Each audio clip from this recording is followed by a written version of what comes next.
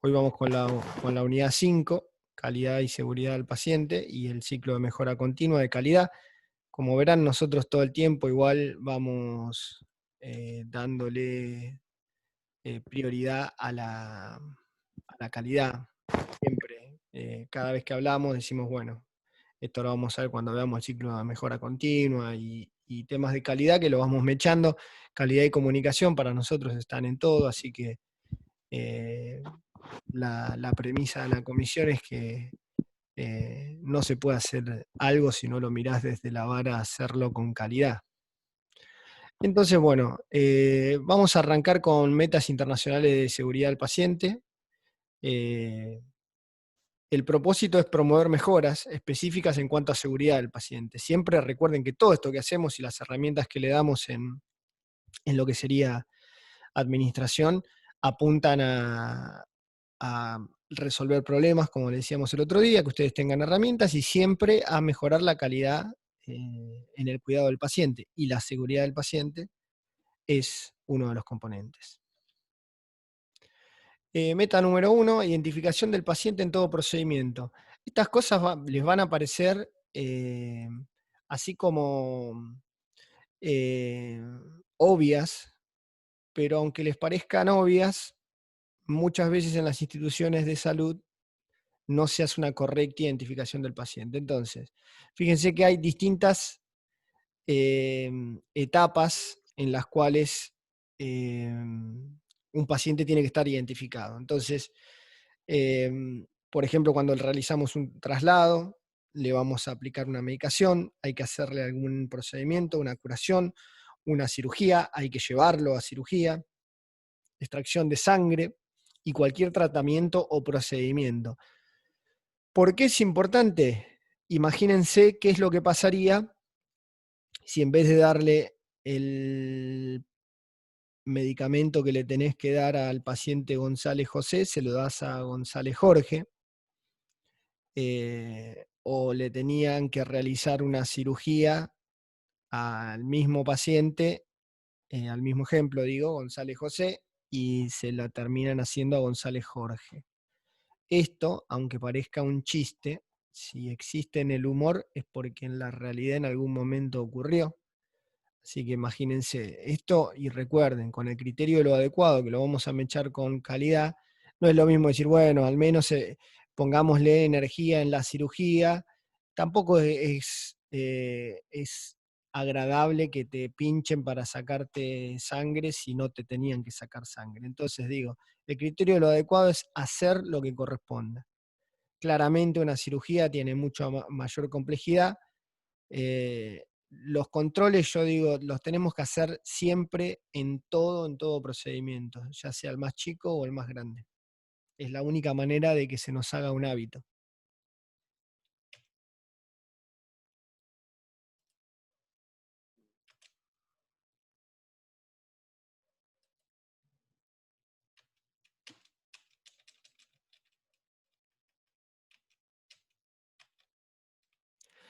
En la segunda parte de identificación del paciente, vamos a ver que todo va a depender de lo que serían las políticas institucionales. Hay lugares en los cuales se lo identifica con alguna pulsera de color, donde le ponemos nombre y apellido, número de historia clínica, fecha de nacimiento.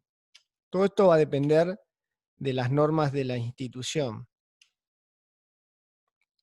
A un paciente ambulatorio, por ejemplo, se lo puede identificar con otro color y a los internados con uno diferente. Entonces, con los datos mencionados, la idea es que las identificaciones por color producen un efecto visual que ayuda a recordar prioridades, por ejemplo. Entonces, luego la pulsera para un paciente de guardia puede tener también determinado el tema del servicio de emergencias, por ejemplo, si está en observaciones, admisión general o si va para quirófano.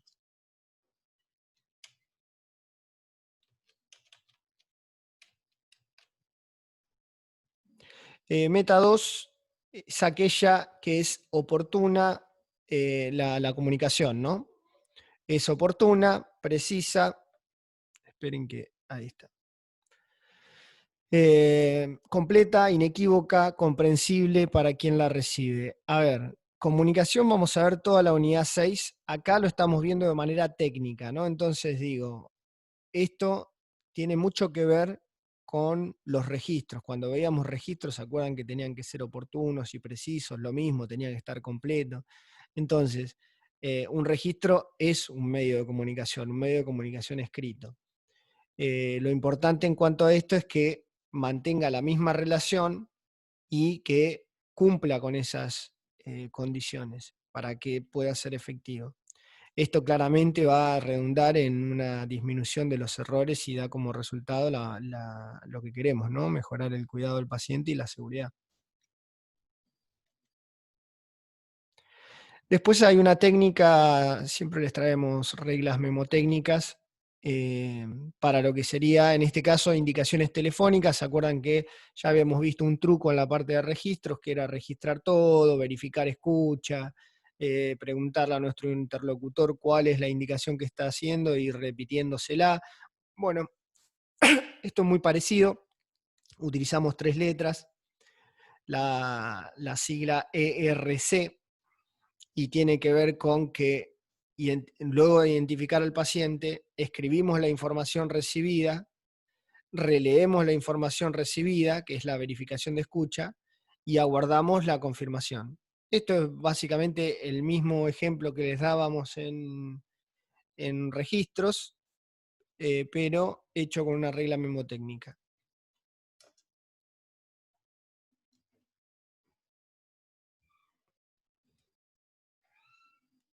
El Power tiene una animación que me está volviendo loco. Me olvidé de sacársela y fíjense que se va poniendo azulcito.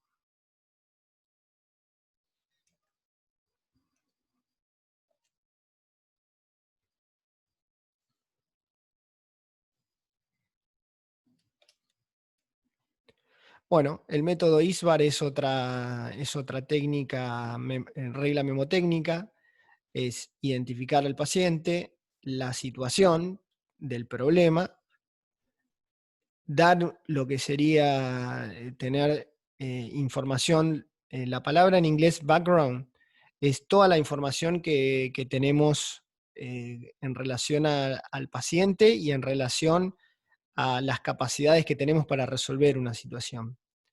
El assessment tiene que ver con la valoración y recomendaciones de qué acciones son necesarias para corregir el problema. La verdad que viene como el método SMART con las reglas memotécnicas en inglés. Ustedes lo que tienen que tener en cuenta es que si le decimos método ISBAR, sabes que mínimo voy a tener 5 pasos que hacer, lo mismo.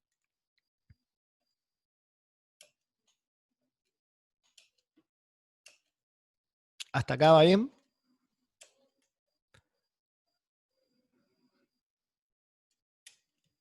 Sí, profe. Bueno, llegando a la meta 3, hablamos del manejo adecuado de los medicamentos de alto riesgo. Son aquellos que presentan un riesgo muy elevado de causar daños al paciente. Esto es importante tenerlo en cuenta. Ahora vamos a ver, porque algunos lucen igual o suenan igual y hay que evitar cualquier tipo de confusión al respecto.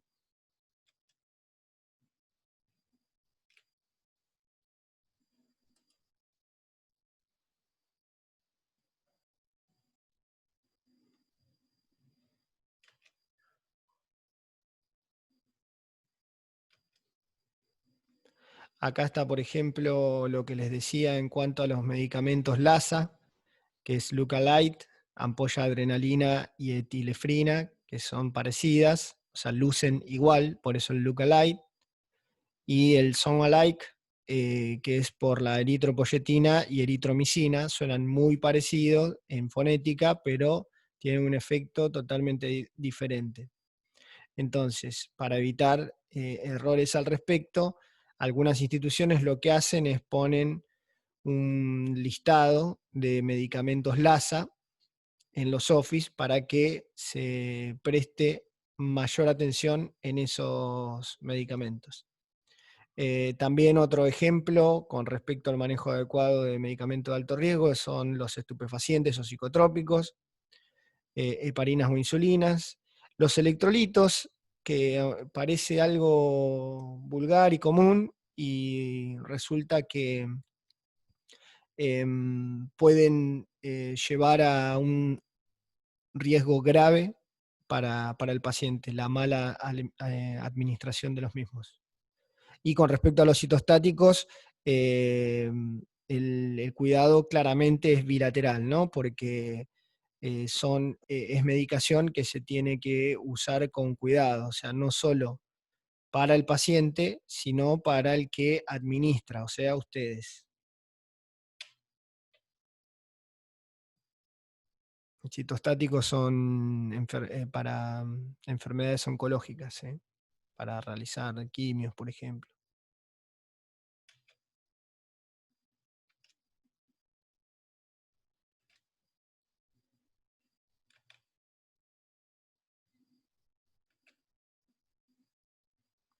Bueno, con la meta 4 vamos a hablar de cirugías seguras a través de la verificación. Los equipos quirúrgicos hace tiempo le han tomado a la administración y a la aviación un montón de check que son indispensables para arrancar una cirugía, por ejemplo. Es así como, si ustedes ven algún video de inicio de una cirugía, van a ver que dicen, es necesario repetir todo, todos los integrantes del equipo quirúrgico se presentan y empiezan, ¿no? Desde el jefe de la mesa de quirófano, que habitualmente es el cirujano, y empieza, vamos a hacer recuento de material, 8 gasas, y cada integrante repite, 8 gasas, 8 gasas, 8 gasas, 8 gasas, así hasta el final, y por cada uno del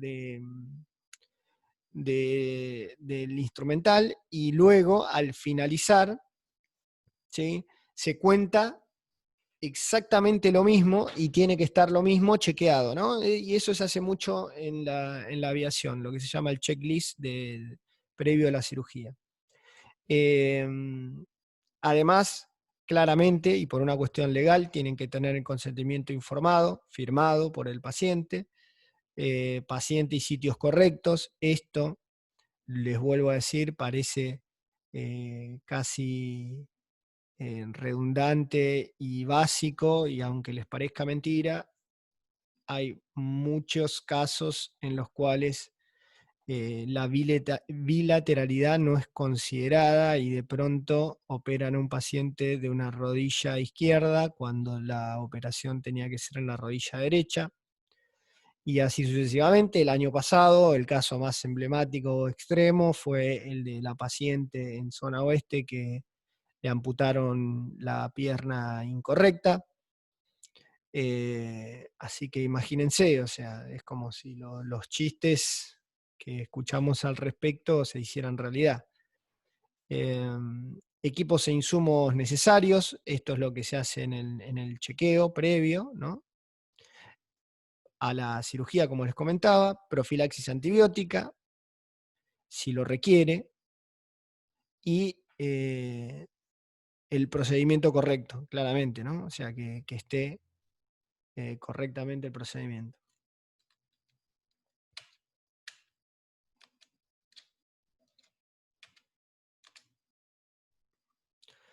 Meta 5, reducir las infecciones relacionadas al cuidado de la salud.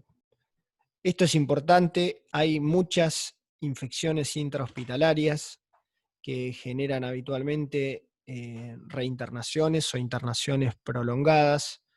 La idea es, apuntando al principio de calidad, reducir estas cuestiones porque serían como situaciones evitables que no tienen que ver con el estado de salud del paciente, sino el contexto en el que está el paciente. Meta 6, prevenir la caída de los pacientes internados y ambulatorios, medidas para prevenir caídas. Podemos tener, por ejemplo, implementar el algoritmo de movilización, Cada institución tiene sus propias normas, como dijimos en clases anteriores, uno tiene que adaptarse a esas normas. Habitualmente hay determinados protocolos, hay un protocolo de caídas que se hace una lista con un chequeo, con una escala, y en base a los números que nos brinda esa lista, podemos decir si el paciente tiene un riesgo alto, moderado o bajo de caerse. Entonces, todo va a depender si tiene autonomía, si tiene algún antecedente, si moviliza a sus miembros y demás. Entonces, ese algoritmo funciona muy bien. ¿Alguno vio en lo que sería las prácticas algún formulario del que les digo?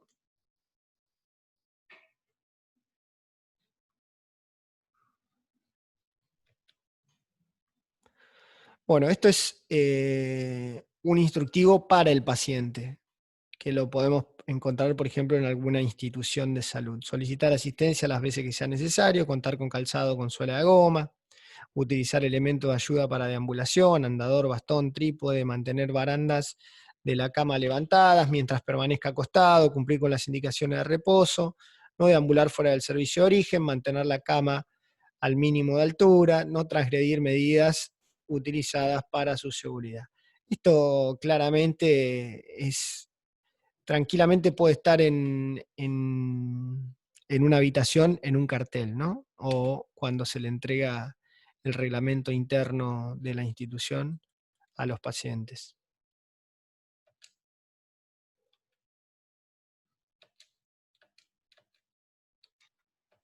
Hola Walter, Hola. Janina. Ah, ¿cómo estás, Janina? Bien, bien. Que lo que sí vimos en realidad es como todo el estudio quirúrgico que se le piden al paciente y todo eso, pero en práctica, al menos en mi caso, por ejemplo, quirófano ni entramos, no vimos nada de eso. ¿No entraron al quirófano? No, en enfermería quirúrgica no. Yo, no sé, mis demás compañeros porque fue otro año. Voy a ver si les consigo algún video como para que ustedes se imaginen esta cuestión. O sea, los videos de aviación están y es como muy claro. Se usa lo mismo para lo que es el inicio de toda cirugía. eh, y la idea es chequear que vos tengas el instrumental, que tengas todo, digamos. Me voy a, Claro. me voy a El tomar un... checklist puede ser algo así. Claro, sí, sí, se hace un Sí, checklist. ese, Ya de por ese sí el sí lo checklist vimos, vos te pero lo llevás como paciente y el día que venís traes todos los formularios con el checklist y esos formularios en quirófano los van a ir tildando, digamos. claro. Todo lo que sería registros y la repetición de los procedimientos en voz alta favorece a minimizar el error humano, que es lo que buscamos, ¿no? O sea, acá se interpreta y se entiende que la salud está operada por seres humanos y sabemos que el ser humano es un ser falible, entonces lo que tenemos que hacer es minimizar al máximo los errores humanos, no es otra cosa más que esto. Y hacer calidad y hacer gestión y administración apunta a eso, a maximizar eh, la eficiencia en cuanto a los cuidados del paciente, ¿no? Bueno, algoritmo de movilización decía, si el paciente es de alto riesgo va y debe permanecer sentado. Acá te habla de colocarle un arnés o dispositivo.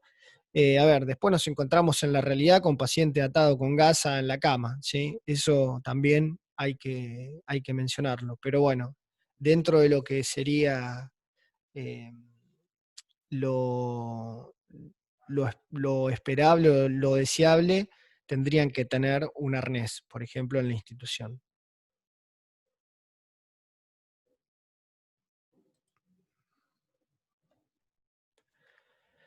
Fíjense que también en lo posible debe permanecer acompañado. La realidad es que muchas veces el familiar viene, dice hola y se va, y después ocurre lo que ocurre, ¿no? Pacientes que se caen de la cama, se complica la internación por ahí por una intercurrencia con un traumatismo. Bueno, con respecto a la calidad en el cuidado del paciente, ya nos vamos adentrando en esta cuestión y vamos a hablar de derechos del paciente. A ver, derechos, hay una larga lista enorme de derechos y también de obligaciones. ¿Por qué lo traemos acá? A ver, los entes acreditadores de calidad, como son la Joint Commission, que hablábamos en clases anteriores, te dice que es de buena práctica tener los derechos y obligaciones del paciente en las salas comunes que tiene, en los lugares, los espacios comunes que tienen las instituciones, como por ejemplo una sala de espera y demás.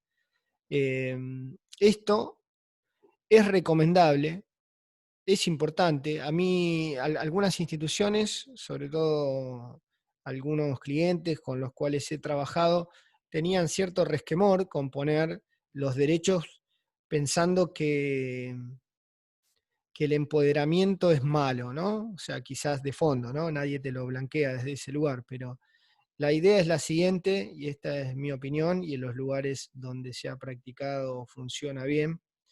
Si vos me marcás la cancha y me decís cuáles son mis derechos y a su vez, por contrapartida, cuáles son las obligaciones, yo te estoy dando el poder de que vos decidas y mínimamente va a ocurrir algo, que no me vas a poder reclamar con que no se te avisó.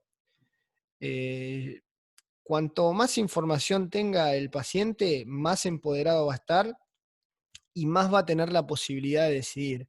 Por ejemplo, yo siempre pongo el ejemplo de un paciente que se acerca para una cirugía programada, que tiene la expectativa de que va a tener una cama guardada y resulta que la institución no trabaja con reserva de camas. Entonces, esa persona, si no le aclararon previamente, no chequearon expectativas, ¿no? Cuando veamos comunicación lo vamos a ver bien. Si uno no chequea expectativa con el paciente, y da esto que se llama contexto de obviedad y no se lo aclara al paciente. El paciente después viene con una expectativa que él vino previamente, reservó su cama y tiene derecho a tener su cama y resulta que por norma institucional no se guardan camas, las urgencias tienen prioridad y después ese paciente, si viene a internarse y hay una demora, cualquier demora, aunque la más mínima, ya va a ser de su desagrado. ¿Por qué? Porque no le avisaron. Entonces yo prefiero dar toda esa información, aunque parezca información desagradable, ¿no? A priori comentarle el tema de decir, che, ¿sabes qué? Es una cirugía programada, pero en rigor la cama no está guardada. Entonces, como es poco simpático, algunos, para evitar el problema, en la previa, no lo comentan. Grave error. Esas cosas hay que comentarlas, ¿sí? Las cosas desagradables o que puedan parecer poco simpáticas, hay que comentarlas.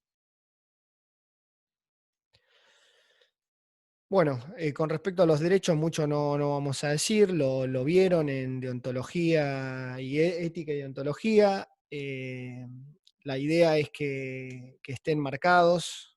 Lo vimos también nosotros un poquitito cuando vimos las normas de ética. La cuestión es que esté marcado en la institución, en algún lugar. Y si le das el reglamento y te lo puede dejar firmado, mucho mejor.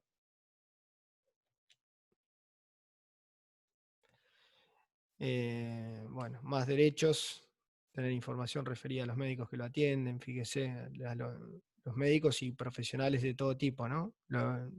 Acá poco lo achacamos a los médicos porque en porcentaje son los que menos se presentan, al menos con lo que sería informes de sugerencias y quejas de algunas instituciones. Recibir información verídica, comprensible acerca de su salud.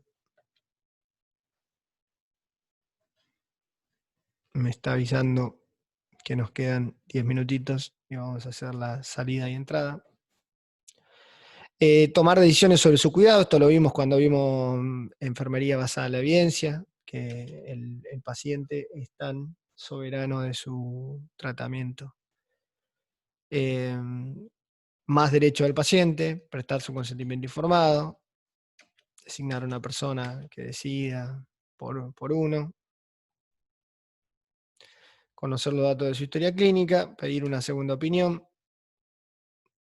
Yo no veo problema con que esto esté, por ejemplo, en cualquier hall de una clínica u hospital, que esté marcado. Claramente te da información. La institución termina mostrando una transparencia que es percibida por el paciente. En el Hospital El Cruce y Británico están en los pasillos, los derechos y obligaciones del paciente están. Claro, el Hospital Cruce, vos decís el Néstor Kirchner. Sí, sí, sí. Y Sí, Británico también. es un hospital modelo, sí. Y Sí, sí.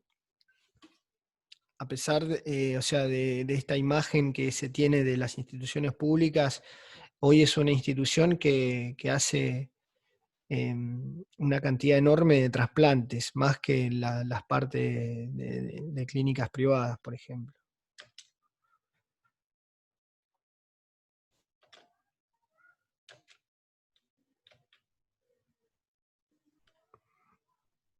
Miren, por ejemplo, lo sabían, ser llamados por su nombre y a conocer los nombres de todas las personas involucradas en el cuidado dentro del hospital. Son cosas como básicas y a veces por básicas las naturalizamos y se nos pasan por arriba.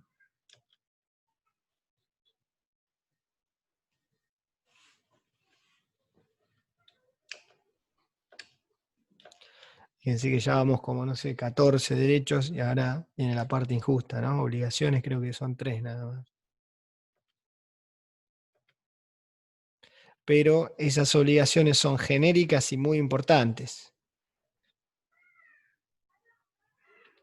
No sé si se salteó las obligaciones o... Ah, ahí está. Las obligaciones son los deberes. Fíjense, deberes tenemos 2 al menos. A ver. ¿Había uno antes? No.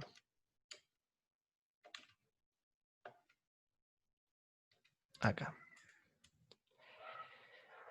Brindar información veraz, completa sobre su salud. Esto siempre a veces es un problema cuando uno hace una anamnesis, ¿no? Sobre todo sobre cuestiones tabú, como droga, eh, sexualidad y demás. Informarse para la toma de decisiones consciente y aceptar los resultados de sus decisiones de manera libre. Respetar a las personas, esto no es menor. Respetar a las personas, las instalaciones, los horarios, los bienes materiales del hospital o de la institución de salud. Fíjense qué importante esto. De esto después igual uno puede hacer de todo un elemento interno donde detalle, ¿no? Normas de buena conducta o un contrato de convivencia, ¿no? Evitar conductas que interfieren en el estado de otros pacientes. Esto de la cuestión que mis derechos terminan donde empiezan los del otro, ¿no?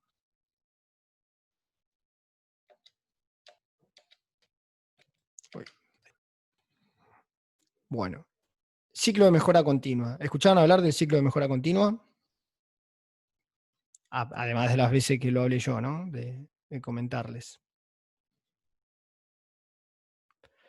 Bueno, lo que tengo para decir al respecto es que es un círculo claramente que tiene que ver con 4 actividades, se lo llama ciclo de mejora continua, se lo puede llamar como círculo de Deming o círculo de Sheward o lo que se llama el ciclo de calidad o PDCA por sus siglas en inglés, Plan, Do, Check, Act, que significa planear, hacer,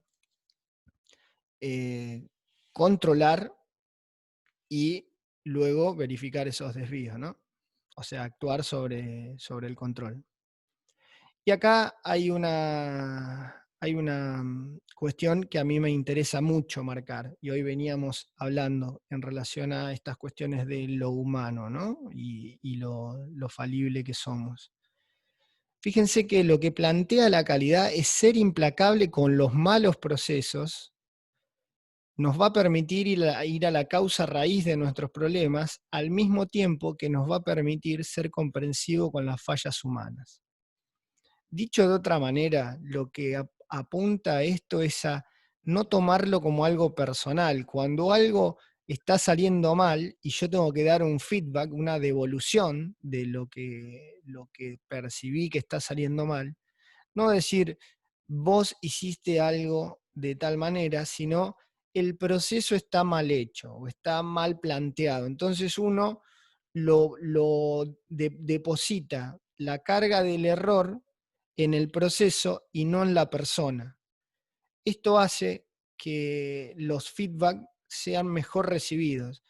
Parece algo simple y básico. Pueden probarlo y van a ver cómo mejora la comunicación incluso de estas cuestiones. Cuando hay algo mal hecho, no arrancar la frase como vos hiciste, sino el proceso no da los resultados esperados. Y para el caso, de las dos maneras decís lo mismo. De la primera manera, lo que puede ocurrir es que la persona lo tome como algo personal. Y ojo que acá no estoy hablando de despersonalizar, sino, o sea, porque justamente entendemos que la gestión y la administración se realiza con y para personas. Entonces, es todo lo contrario, ¿no? Ante un error, no hacerlo subjetivo en relación a quien desempeña la tarea.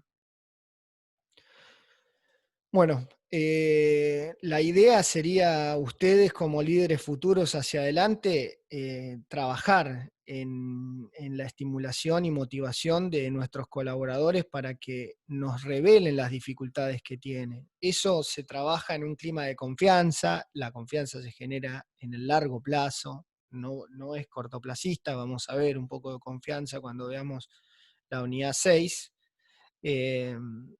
Y la idea es que en un clima de confianza, la responsabilidad por los errores no se asigna a las personas, como les decía hoy, ¿no? Sino que se asigne a los malos procesos que deben mejorarse. Y ese deben mejorarse nos da la pauta a empezar a hablar de lo que se llama la oportunidad de mejora.